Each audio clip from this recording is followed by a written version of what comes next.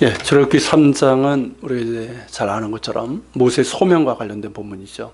어떻게 보면 본격적인 출애굽기가 시작된 것이다라고 할 수 있겠죠. 그러니까 하나님께서 이스라엘 백성들을 애굽에서 건져내신 데 사용했던 사람이 바로 모세이기 때문이죠.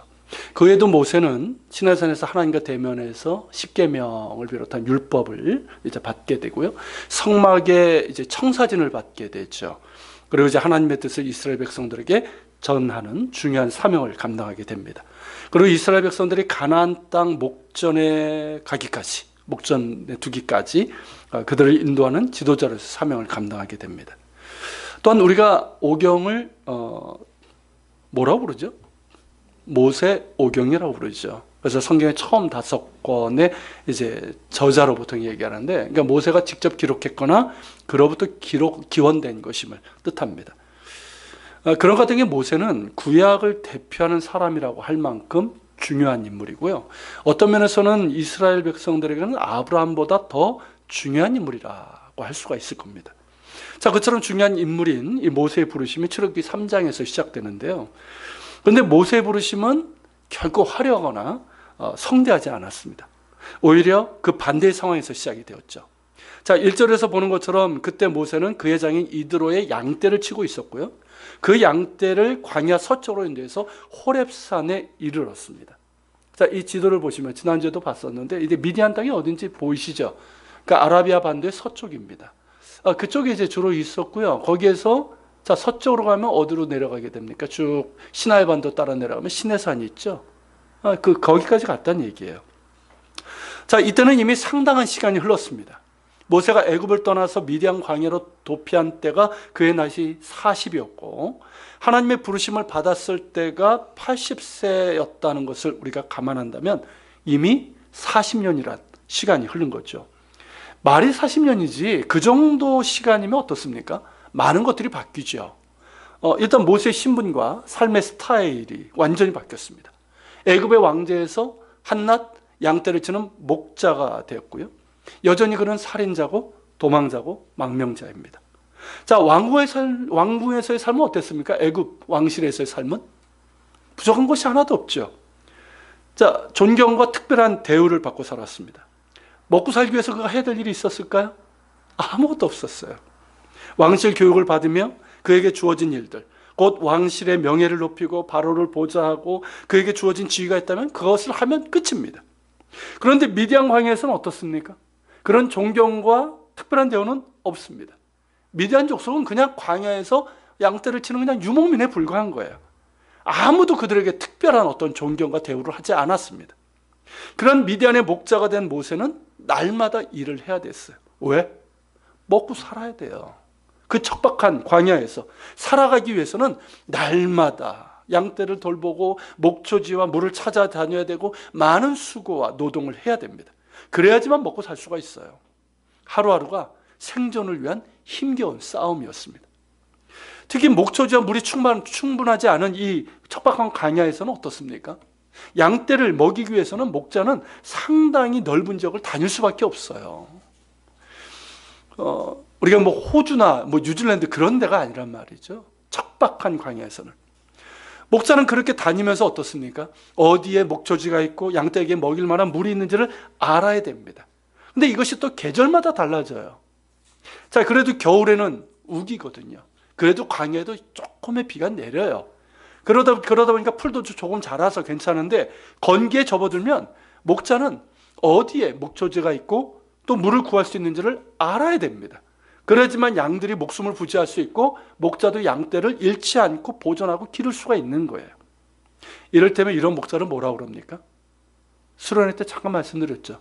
이게 선한 목자예요. 선한 목자.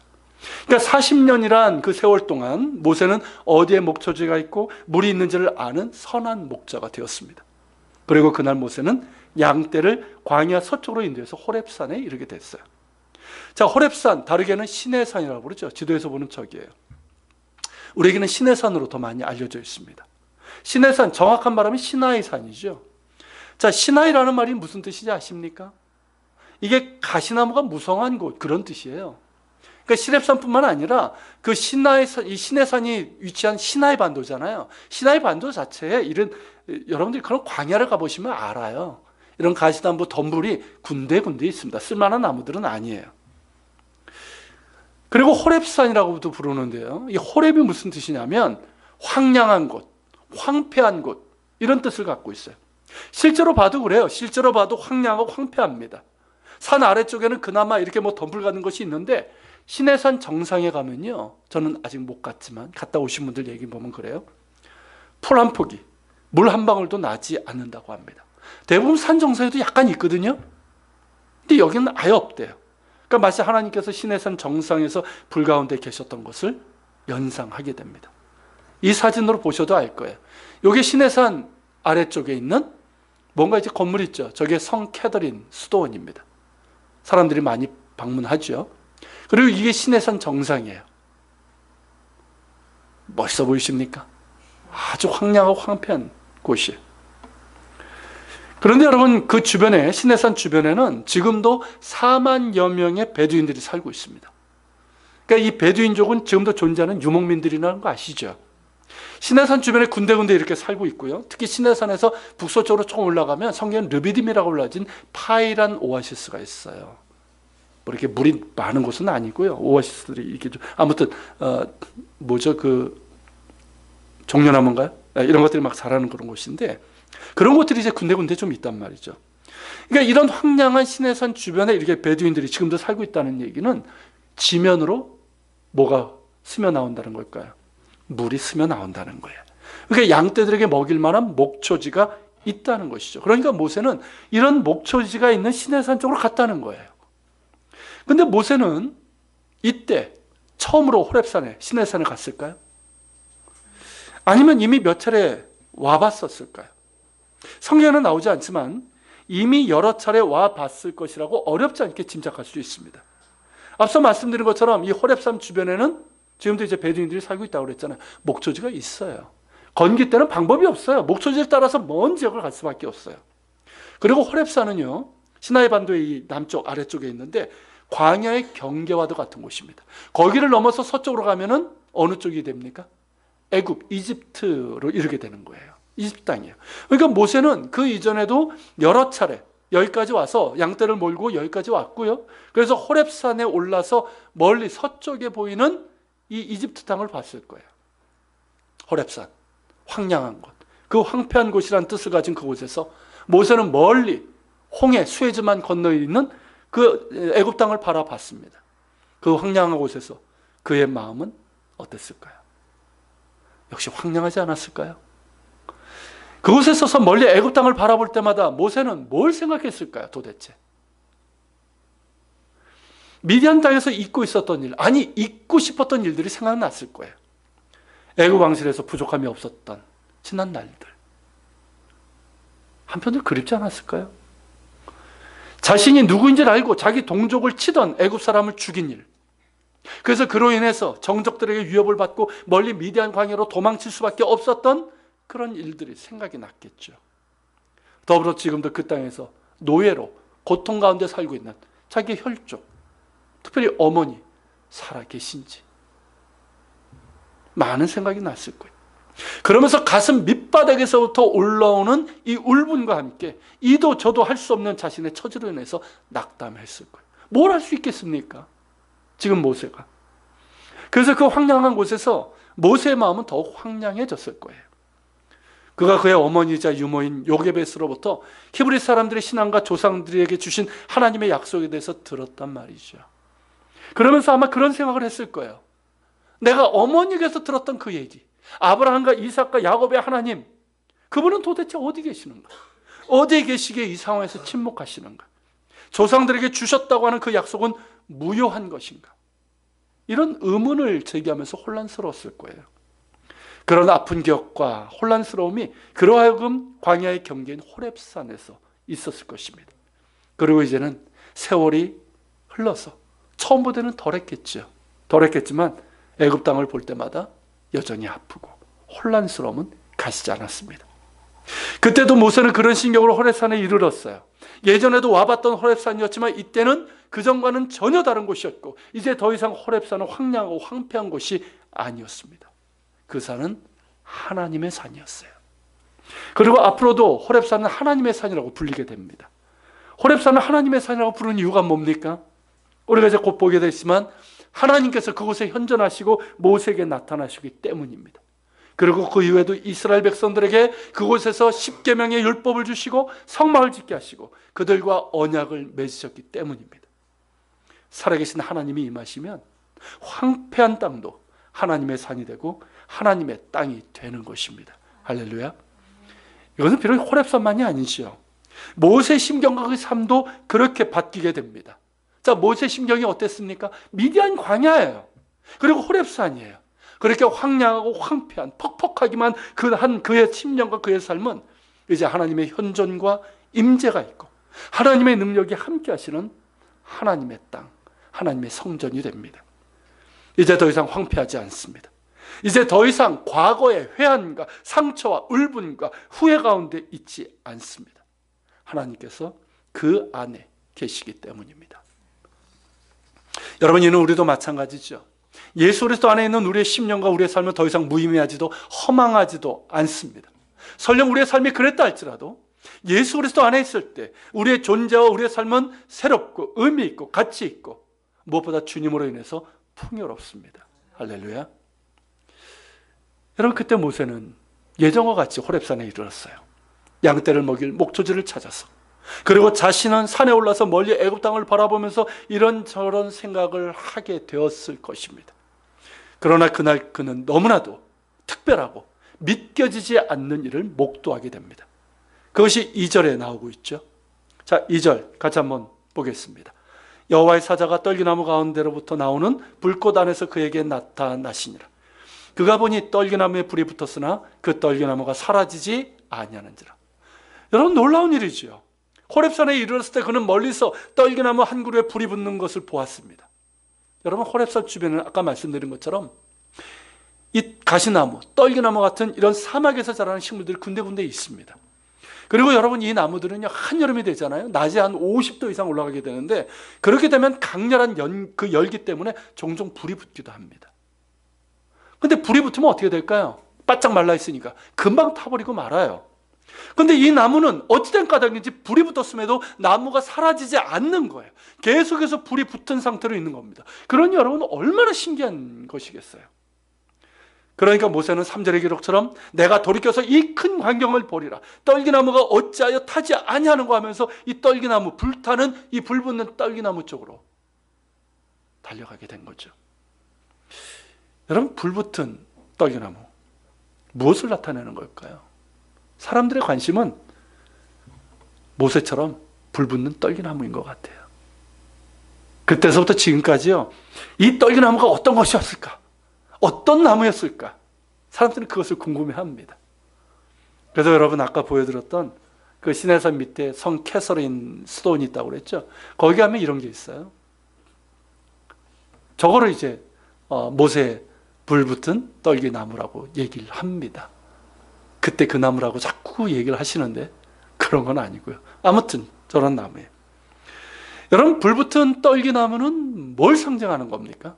하나님의 임재예요. 하나님의 현존이에요. 성경에서 여러분, 하나님의 임재는 불로 나타나는 경우가 참 많습니다.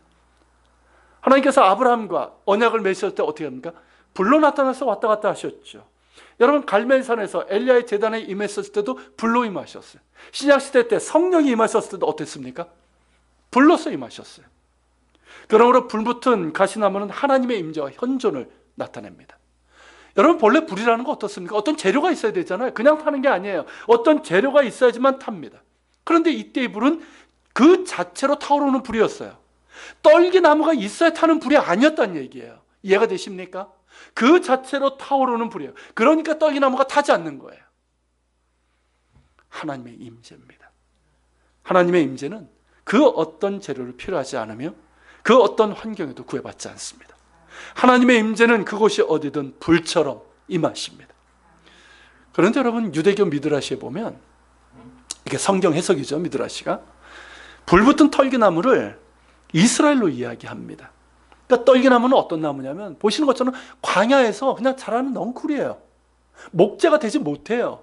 아무짝에도 쓸모없어요. 그냥 장작도 어떻습니까? 그냥 확 타고 말아요. 세상에서 가장 보잘것없는 나무예요.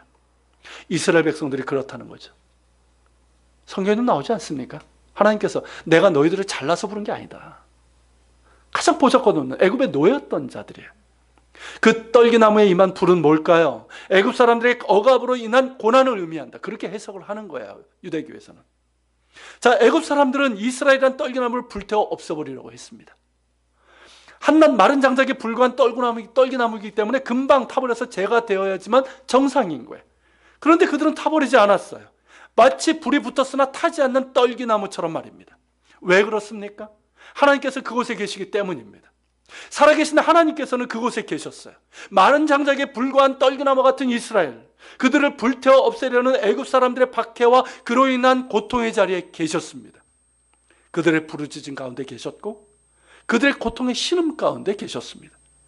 우리가 이렇게 불에 타 없어질 것이라는 고통의 탄식 가운데 하나님께서 계셨습니다. 그들은 자신들이 고통을 당한다고 했지만 하나님께서는 그 가운데 계셨습니다. 즉 고통 속에 현존하시는 하나님이십니다. 그게 불타는 떨기나무예요. 그 하나님께서 계시기 때문에 불이 붙었지만 떨기나무는 타지 않습니다. 그 어떤 불로도 이스라엘이라는 떨기나무를 불태워 살을 수 없습니다. 오히려 하나님께서는 애굽의 불에서부터 떨기나무인 이스라엘을 건져내실 것입니다.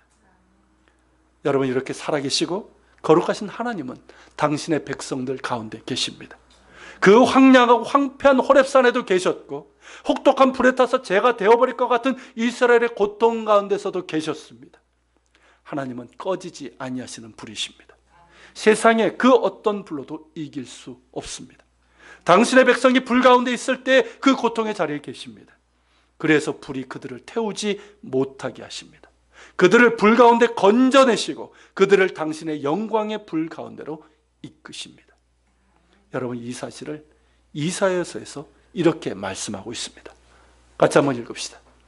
내가 물 가운데로 불 가운데로 지날 때에 내가 함께 할 것이라.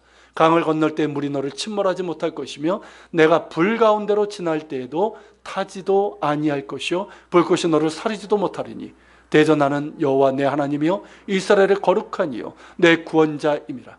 내가 애굽을 너의 속량물로 구스와 스바를 너를 대신하여 주었노라. 어떻습니까, 여러분? 이사야서 43장에서 하신 하나님께서 친히 하신 말씀이에요.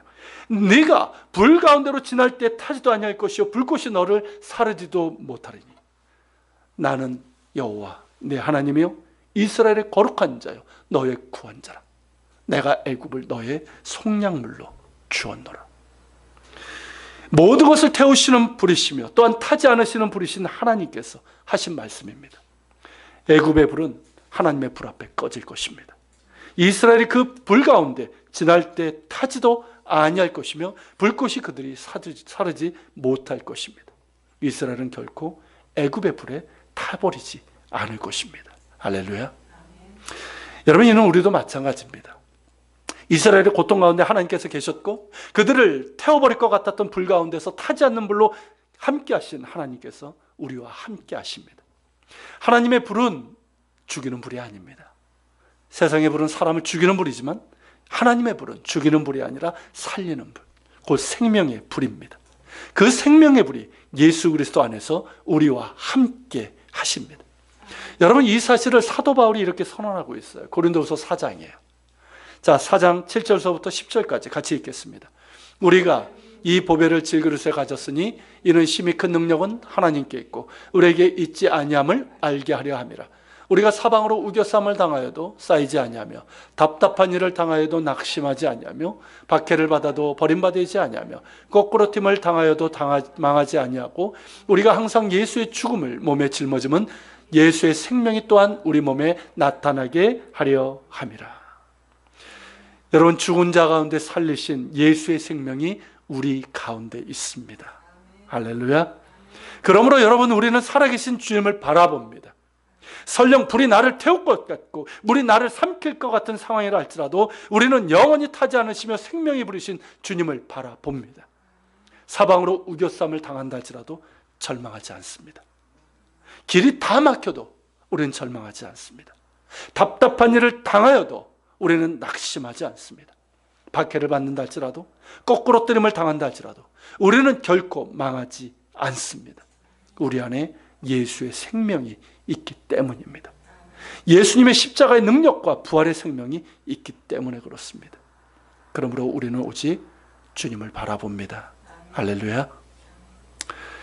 여러분, 다시 본문으로 가서 하나님께서는 불이 붙었으나 타지 않는 신기한 떨기나무를 보려고 가까이 오는 모세를 보시고 그를 부르시죠. 모세야, 모세야. 아마도 모세가 굉장히 빠르게 온 것 같아요. 80대 노인분이 너무 신기하니까 막 정신없이 온 것 같아요. 그런데 여러분, 이름을 2번 부르는 것은 특별한 의미가 있습니다. 마치 아브라함을 부를 때 2번 부르시죠. 야곱을 부를 때도. 성경 보십시오, 여러분. 주님께서 특별히 2번씩 부르실 때가 있어요. 그건 어떤 의미일까요?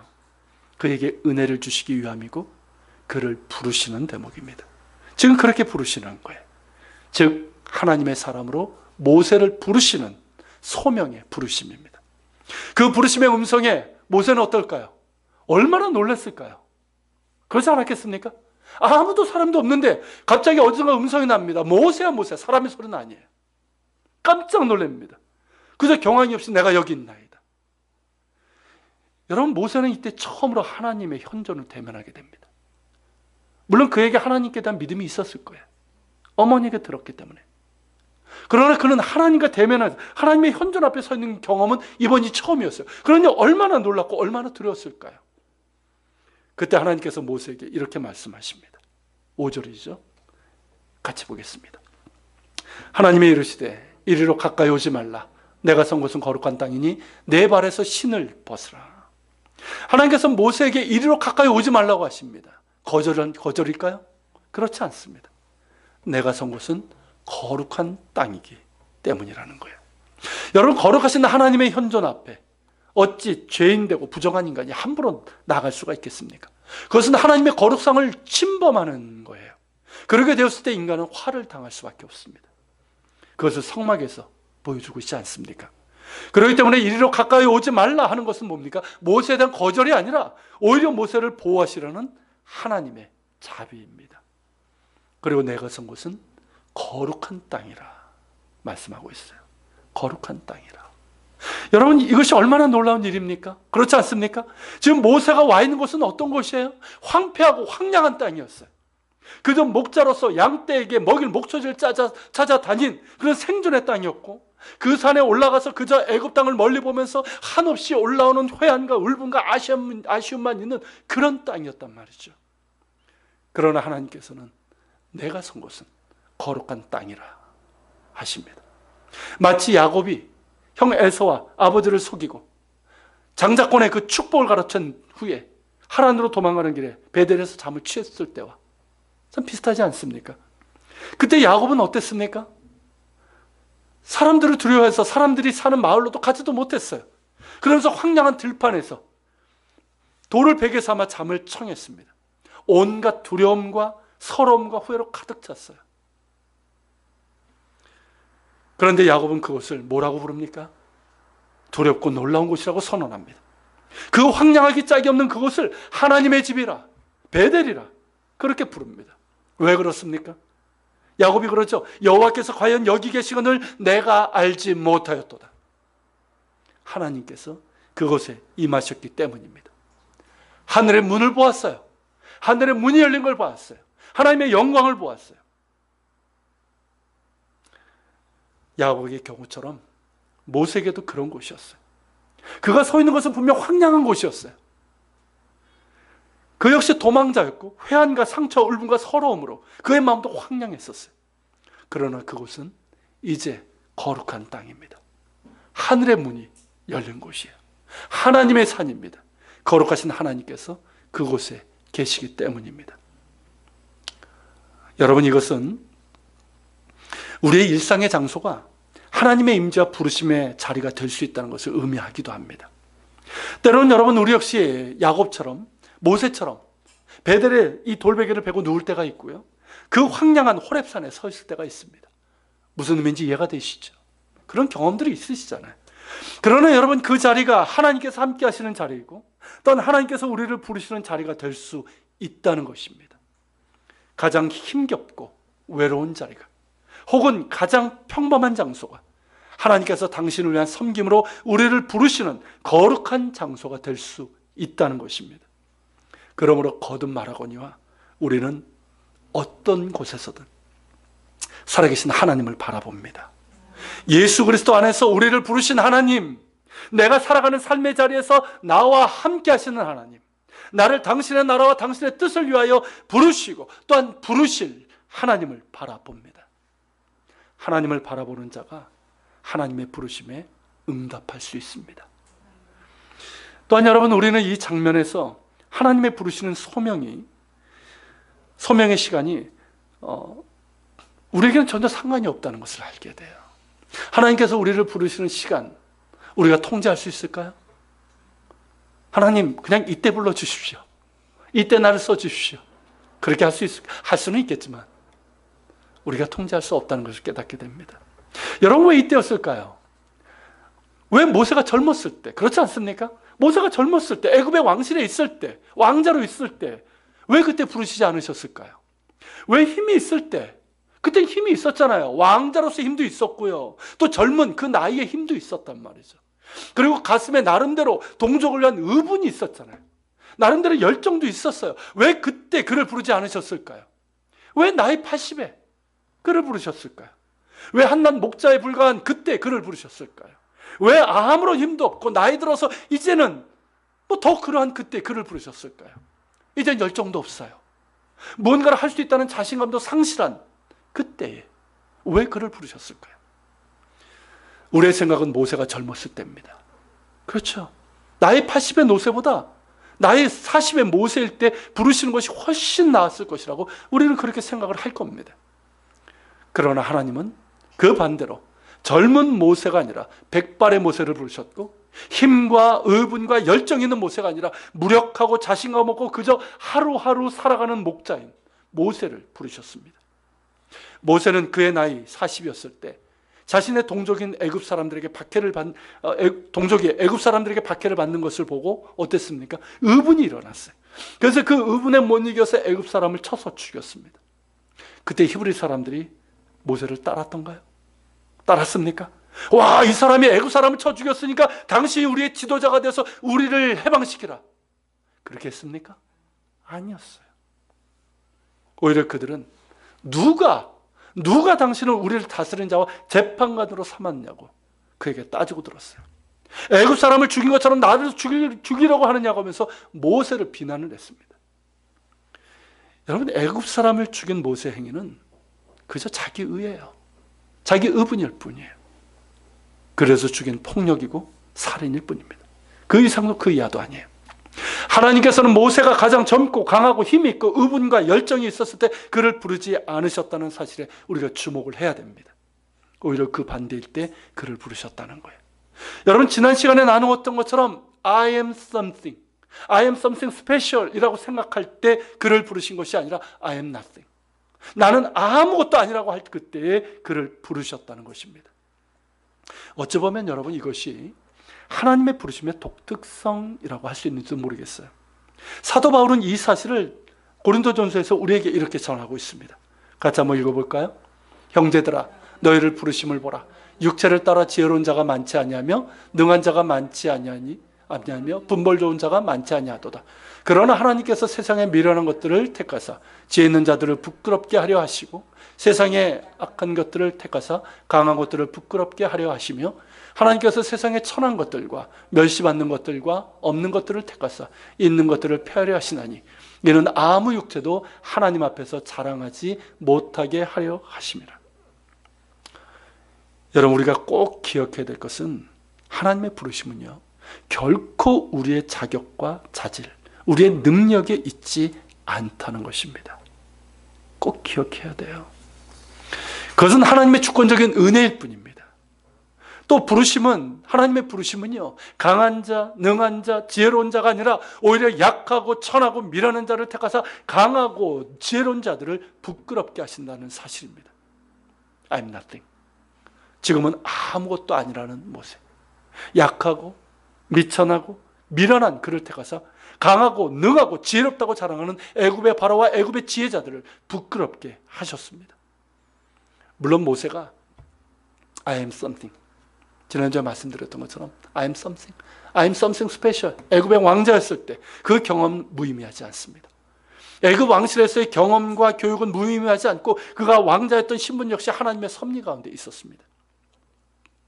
그러나 하나님께서 모세를 부르시고 사용하셨을 때는 그때가 아니라 오히려 그가 I am nothing 이라고 할 때였어요. 자신의 강함과 능함과 지혜로움을 주장할 때가 아니라 이제는 나는 아무것도 아니라고 하는 그 약함, 그 비천과 미련함을 말할 수밖에 없는 그때에 그를 부르시고 그를 사용하셨습니다. 그런 까닭에 여러분, 미대한 광야에서의 40년은 결코 무의미하지 않습니다. 그것은 어떤 면에서 보면 학교예요. 아십니까? 어떤 학교일까요? 광야 학교입니다. 광야 학교. 들어보셨나요? 광야 학교라고. 저도 이런 광야 학교를 좀 경험을 해봐서 압니다. 이 광야 학교는 여러분 하나님께서 모세를 준비시키시고 만들어 가신 곳입니다. 모세가 광야 학교에서 배웠던 과목은 뭐였을까요? 과목이 있잖아요, 학교니까. 뭐였을까요? 첫째 과목, 낮아짐과 겸손입니다. 그리고 인내와 기다림이에요. 여러분, 낮아짐 없이, 겸손함 없이 하나님께 쓰임받을 수 없습니다. 힘겹고 외로운 시간이지만 인내하며 기다릴 줄 알아야 됩니다. 그것을 배운 거예요, 40년 동안. 또한 모세는 광야에서 두 가지 실질적인 과목도 배우게 됩니다. 뭐였을까요? 그 첫째는 목자의 마음이에요. 처음에는 어쩔 수 없이 목자가 되었어요. 그러나 모세는 40년이라는 광야 생활에서 양들을 돌보고 먹이고 사랑하는 그 마음, 곧 목자의 마음을 배울 수 있었습니다. 그는 장차 이스라엘 백성들의 목자가 되어야 될 사람입니다. 목이 곧은 백성이고요, 각기 제 갈 길로 가려고 하는 그런 고집센 양떼를 인내함으로 사랑하고 가슴에 품고 그들을 이끌어야 할 목자로서의 사명을 감당해야 됩니다. 그 훈련을 철저하게 받은 것이죠. 더불어서 모세는 광야에서 살면서 또 양떼들을 돌보면서 광야를 배우게 됩니다. 여러분, 모든 것이 풍족했던 애굽 왕실과는 달리 하루하루가 처절한 생존의 싸움일 수밖에 없고, 광야는 어떻습니까? 늘 위험이 있는 곳이에요. 낮에는 해가 위험하고요, 밤에는 달이 위험해요. 모든 것이 두려운 곳이에요. 위험이 있는 곳이에요. 그 광야에서 살아남고 양떼를 돌보는 법을 배우게 됩니다. 길이 없는 곳이에요, 광야는. 거기에서 길을 찾아야 됩니다. 물이 없는 광야예요. 거기에서 어디에서 물을 구할 수 있는지를 배워야 됩니다. 그런 까닭에 여러분, 모세는 이스라엘 백성들이 광야길을 갈 때 목자로서의 역할을 잘 감당하게 됩니다. 이스라엘 백성들이 겪게 될 광야를 모세가 미리 40년 동안 겪은 거예요. 놀랍지 않습니까, 여러분? 이스라엘 백성들은 광야를 몰랐던 사람들이에요. 아십니까, 여러분? 애굽 고센 땅에서 살았어요. 노예를 썼지만 거기는 광야가 아니에요. 풍족한 곳이에요. 그들이 광야로 내몰렸어요. 그들이 왜 불평했는지 이해가 되십니까? 근데 모세는 광야를 40년 동안 경험을 했어요. 그곳이 어떤 땅인지를 알았어요. 얼마나 척박한 땅이고 하나님께서 돌봐주시면 살 수 없는 땅이라는 걸 알았단 말이죠. 그러게 모세는 그들을 인도합니다. 그리고 여러분 보세요. 시내산에서 이렇게 출애굽해서 이렇게 쭉 가는 여정, 우리가 이제 보게 되면요, 이렇게 중간중간에 이렇게 정착한 곳이 있죠. 하나님께서 쉬게 하신 것도 있지만 모세가 그 길을 인도하셨다고 봐도 무방하지 않습니다. 여러분, 이런 경험 어떻습니까? 만약에 모세가 그 애굽의 왕실에 있었다면 배울 수 있었을까요? 결코 배울 수 없는 것들이에요. 오직 이 광야에서 배울 수 있는 것들이었어요. 그렇게 하나님께서는 광야 학교에서 모세를 준비시키시고 앞으로 그가 감당해야 될 사명과 역할을 배우게 하셨습니다. 참으로 놀랍지 않습니까, 여러분? 그러므로 여러분, 모세의 애굽에서의 40년이 하나님의 섭리 가운데 있었기에 무의미하지 않았던 것처럼 미디안 광야에서 40년도 결코 무의미하지 않습니다. 아니, 그 광야의 시간이 있었기 때문에 모세가 출애굽의 목자로 사용될 수 있었던 것입니다. 사랑하는 여러분, 모세의 광야에서 시간이 하나님의 손에 있어서 무의미하지 않은 것처럼 우리의 삶의 시간들도 하나님의 손에 있을 때 결코 무의미하지 않습니다. 지금 우리의 삶이 고되고 내 생각대로 풀리지 않고 때때로는 답답함과 후회와 회한이 마음이 있고 그래서 혼란스럽다 할지라도 우리의 삶이 하나님의 손에 있을 때 그 시간들은 결코 헛되지 않습니다. 꼭 기억하십시오. 그 시간을 통해 하나님께서 우리를 만들어 가십니다. 만들어 가셔요. 우리를 낮추시고 겸손하게 하시고 하나님이 선명하게 보이시도록 이끌어 가십니다. 더욱 하나님을 갈망하게 하시고 하나님을 의지하게 만드십니다. 그러기에 우리에게 주어진 시간, 곧 현실에 충실해야 됩니다. 여러분, 모세는 타이에 의해서 광야 한복판으로 몰렸고 그것에서 어쩔 수 없이 목자가 되었지만 현실에 충실했습니다. 양떼를 사랑하며 돌보면서 양떼를 먹일 목초지와 물가를 찾기 위해서 애쓰는 선한 목자가 되었습니다. 그리고 그때 하나님께서 그를 부르셨어요. 양떼를 사랑하는 선한 목자가 된 그에게, 그 작은 일에 충성된 그에게 하나님께서는 당신의 양떼인 이스라엘을 맡기신 겁니다. 그러기에 여러분, 우리는 오늘에 충실합니다. 비록 힘들고 고된 시간이라 할지라도 낙심하지 않고 오늘에 충실합니다. 그곳에 하나님께서 함께 하십니다.